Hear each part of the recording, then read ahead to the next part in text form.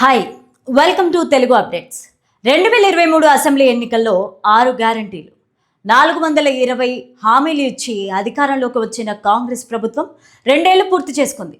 మరి ఈ 2 ఏళ్లలో ఇచ్చిన వాగ్దానాలన్నీ నెరవేర్చిందా? రేవంత్ రెడ్డి పాలనలో ఉద్యోగులు నిరుద్యోగులు సంతోషంగా ఉన్నారా? రైతులకు ఇచ్చిన హామీలన్నీ నెరవేర్చారా? ఉప ఎన్నికలు పంచాయతీ ఎన్నికల్లో గెలిచిన రేవంత్ రెడ్డి సంతోషంగా లేకపోవడానికి కారణాలేంటి? సీఎంగా రేవంత్ రెడ్డి పాలన పైన తెలంగాణ ప్రజల అభిప్రాయం ఏంటి? వచ్చే అసెంబ్లీ ఎన్నికల్లో కాంగ్రెస్ మళ్ళీ అధికారంలోకి వస్తుందా? డీటెయిల్స్ చూద్దాం. తెలంగాణలో కాంగ్రెస్ ప్రభుత్వం అధికారంలోకి వచ్చి ఇటీవలే 2 ఏళ్లు పూర్తయింది. ఈ 2 ఏళ్లలో ఎన్నో విజయాలు, ఎన్నో అపజయాలు ఎదుర్కొంది. సీఎంగా రేవంత్ రెడ్డి తన మార్క్ రాజకీయం చేస్తున్నారు. వర్గపోరుకు అడ్డాగా పేరొందిన కాంగ్రెస్ పార్టీలో సీనియర్ నాయకులు రేవంత్ రెడ్డికి అడుగడుగునా ఏదో ఒక రకంగా తలనొప్పులు తెస్తూనే ఉన్నారు. కోమటిరెడ్డి బ్రదర్స్, ఉత్తమ్ కుమార్ రెడ్డి, బట్టి విక్రమార్క లాంటి సీనియర్ మంత్రులు ఎవరి కుంపటి వాళ్ళు పెట్టుకుని పాలన సాగిస్తూ వస్తున్నారు. మంత్రుల పదవుల కేటాయింపుల్లో సైతం గత 2 ఏళ్లుగా విభేదాలు వస్తూనే ఉన్నాయి.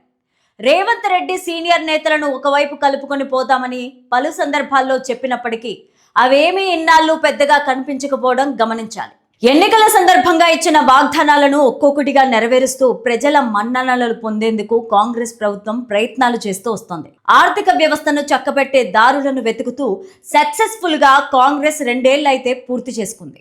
2023 అసెంబ్లీ ఎన్నికల్లో 6 గ్యారంటీల మేనిఫెస్టోతో ఎన్నికలకు వెళ్లి కాంగ్రెస్ ప్రభుత్వం విజయం సాధించింది.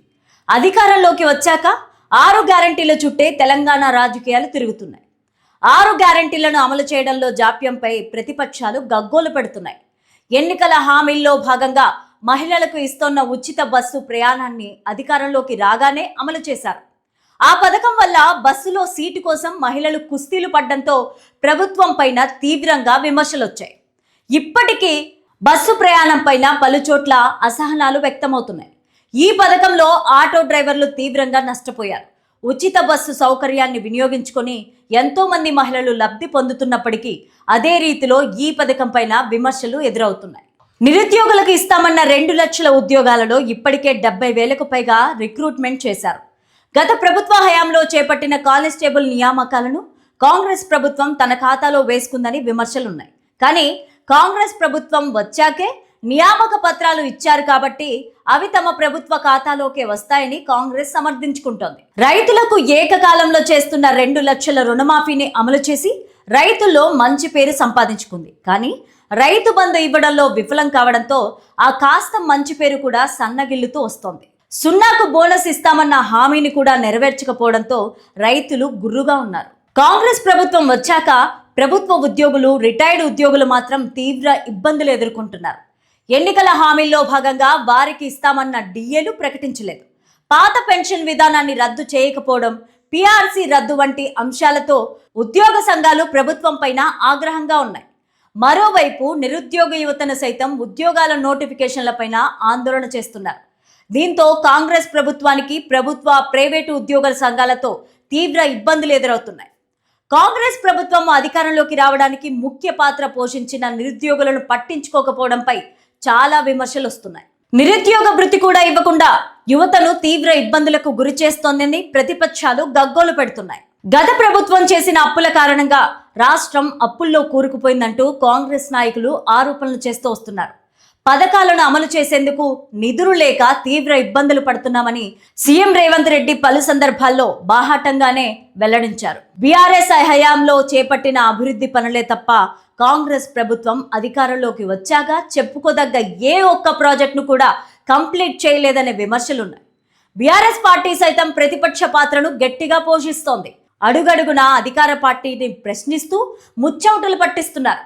బీఆర్ఎస్ అధినేత కేసీఆర్ ప్రత్యక్ష రాజకీయాలకు దూరంగా ఉంటున్నప్పటికీ కేటీఆర్, హరీష్ రావులు ప్రభుత్వ తీరును నిరంతరం ఎండగడుతూ వస్తున్నారు. కాంగ్రెస్ పార్టీలో ఉన్న వర్గ పోరుతో పలువురు మంత్రుల మధ్య ఘర్షణలు కూడా ఏర్పడ్డాయి.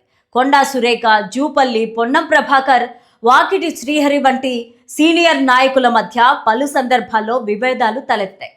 ఎమ్మెల్యేల ఫిరాయింపు కేసు కాంగ్రెస్ పార్టీని ఉక్కిరిబిక్కిరి చేస్తోంది.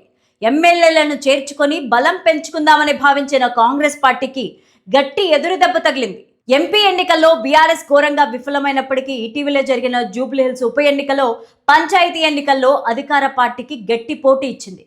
పంచాయతీ ఎన్నికల్లో 33% స్థానాలు బీఆర్ఎస్ గెలవడంతో కాంగ్రెస్ ప్రభుత్వం ఆలోచనలో పడిందని వార్తలు వినిపిస్తున్నాయి. అధికారంలోకి వచ్చిన కొత్తలో సీఎం రేవంత్ రెడ్డి పైన పలు విమర్శలు వచ్చాయి. సీఎం స్థాయికి అనర్హుడివంటూ కాంగ్రెస్ అట్టర్ ఫ్లాప్ అవుతుందని పలువురు అభిప్రాయపడ్డారు. కానీ రేవంత్ రెడ్డి అంచనాలకు మించి పాలన సాగిస్తూ వస్తున్నారు. తెలంగాణలో బీఆర్ఎస్ పార్టీని గద్దెదించి కాంగ్రెస్ పార్టీని అధికారంలోకి తీసుకురావడంలో రేవంత్ రెడ్డి ముఖ్య పాత్ర పోషించారు. అధికారంలోకి రాగానే వరుస పెట్టి బీఆర్ఎస్ నాయకులను జైలుకు పంపించారని అంతా అనుకున్నారు. కానీ ఊహాగానాలకు అతీతంగా రేవంత్ రెడ్డి రాజకీయం చేస్తున్నారు.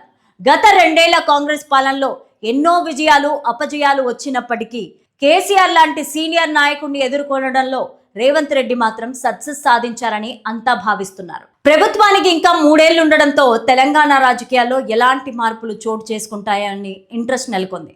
ప్రతిపక్ష పార్టీలు బీఆర్ఎస్ బీజేపీలు సైతం కాంగ్రెస్ పాలనపైన గట్టిగానే పోరాడుతూ వస్తున్నారు. 6 గ్యారంటీల అమలుపైన తీవ్రంగా విమర్శలు వస్తున్న నేపథ్యంలో వాటిని వెంటనే అమలు చేసే యోచనలో కాంగ్రెస్ ప్రభుత్వం ఉన్నట్లు తెలుస్తోంది. రాబోయే ఎన్నికల్లో గెలవాలంటే మాత్రం సీఎం రేవంత్ రెడ్డి మరింత దూకుడు పెంచాల్సిందేనని రాజకీయ విశ్లేషకులు చెప్తున్నారు.